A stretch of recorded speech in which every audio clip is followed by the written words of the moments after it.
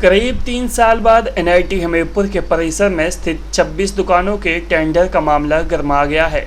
Tender award होने के बाद भी पिछले 17 दिन से बंद चल रही दुकानों को अभी खोलने के आदेश संस्थान प्रबंधन ने नहीं किए हैं।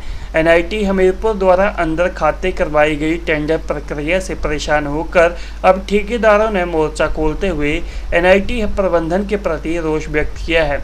एनआईटी गेट में इकट्ठा होकर ठेकेदारों ने मीडिया के सामने अपनी बात रख न्याय की गुहार लगाई है। सर, मैं ब्रांडेड बूथ के रिगार्डिंग कुछ बोलना चाहूँगा। इन्होंने टेंडर तो निकाल दिया बूथ ब्रांडेड बूथ के नाम पर जब दिया इन्होंने तो किसी ढाबे वाले को या फिर किसी फास्ट फूड वाले को। दूसरा पॉइंट ये है सर, अगर इन्होंने लोकल प्रोडक्ट पे डिस्काउंट देना होता तो ये पहले टेंडर में बताते, हम भी उस पर डिस्काउंट दे सकते थे। तो ये दो मेरे क्वेश्चन थे विभाग से। इसके ये एक्चुअली एक धांधलेबाजी है मेरे हिसाब से तो, बिकॉज यहाँ पे 26 आउटलेट्स के लिए टेंडर हुआ था और मेरे ख्याल से मोर देन 50 लोगों ने इसके लिए अप्लाई किया, जिसमें से एक मैं भी हूँ। मैंने कैंटीन के लिए अप्लाई किया था। बेसिकली मैं मुंबई से आता हूँ हिमाचली, और हमें ये कहा गया, मिस्टर रजनीश शेख हैं अंदर स्टेट ऑफिस में बैठते हैं, जिन्होंने बड़े क्लियरली मुझे कहा कि आप नंबर लिख दीजिए, हम आपको हफ्ते भर में बताएंगे। जबकि नॉर्म्स के हिसाब से अगले दिन टेंडर ओपन होना था। तो वो सफ़ेद झूठ बोल गए उस दिन, जो हमें नहीं पता था। और धीरे धीरे जब हम बाद में इंक्वायरी करते रहे तो ये पता चला कि अभी 15 दिन लगेंगे, ये लगेंगे। And one fine day mister बास्टू बोलते हैं कि नहीं, किसको टेंडर खुल गया, आप नहीं, आपकी गलती है।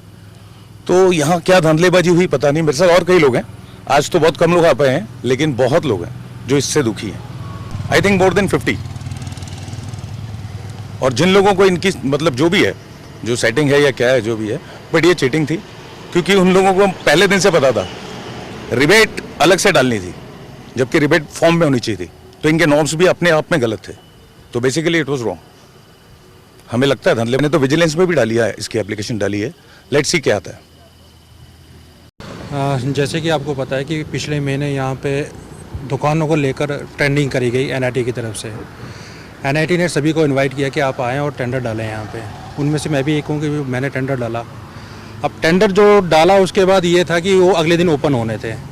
तो मैं अगले दिन आया यहाँ पे, तो वहाँ पे इनके जो कोऑर्डिनेटर हैं, क्या नाम है उनका, रजनीश, उन्होंने मेरे को ये रेफरेंस दिया कि भाई उनके कोई एक्सपायर या फिर कोई किसी की डेथ हो गई है तो टेंडर नहीं खुल पाएंगे, और जैसे ही टेंडर खुलेंगे हम आपको इन्फॉर्म करेंगे। 15-20 दिन हो गए, कोई इनकी तरफ से कोई रिस्पांस नहीं आया। जब मैंने पता किया कि भाई क्या हुआ, तो इन्होंने ये बताया कि भाई टेंडर खुल चुके हैं। मैं कहा ठीक, टेंडर खुल चुके हैं। फिर उसके 1 या 2 दिन के बाद मेरे को रजनीश का फ़ोन आता है कि आपका लोवेस्ट वन है, आप आइए और आपके साथ हमने नेगोशिएशन करना है। मैं नेगोशिएशन के लिए गया वहाँ पे, पर नेगोशिएशन में मेरे को 3 घंटे यहाँ पे बिठा के रखा। फिर मैंने उनसे पूछा कि भाई हमको कब बुलाएंगे, तो बोला कि जिनको ये शॉप के लिए आपने अप्लाई किया था वो शॉप किसी और को दे दी गई है। मैंने उनसे रीज़न पूछा कि भाई क्या कारण रहा, तो उन्होंने बोला कि आपसे कम रेट उन्होंने डाला था।